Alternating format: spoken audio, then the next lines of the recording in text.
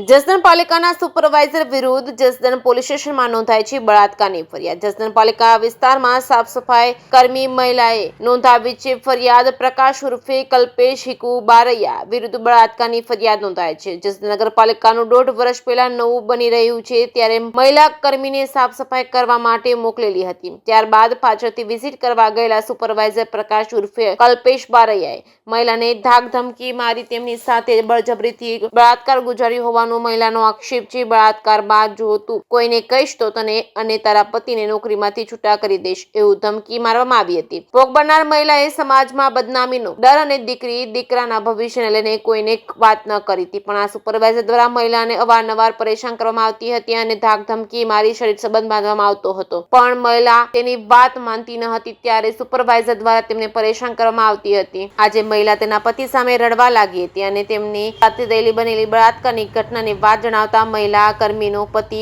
અતિ ગુસ્સે થયો હતો। જસદણ પોલીસ સ્ટેશનમાં ફરિયાદ કરવા માટે મહિલા કર્મીને લાવ્યો હતો। જસદણ પોલીસ સ્ટેશનમાં મહિલા કર્મી દ્વારા પ્રકાશ ઉર્ફે કલ્પેશ બારૈયા વિરુદ્ધ મહિલા કર્મીને ધાક ધમકી મારી બળાત્કાર ગુજાર્યાની ફરિયાદ નોંધાઈ છે। કેસિંગ ગુજરાતી સાથે કરશન બામટા, અટકોટ।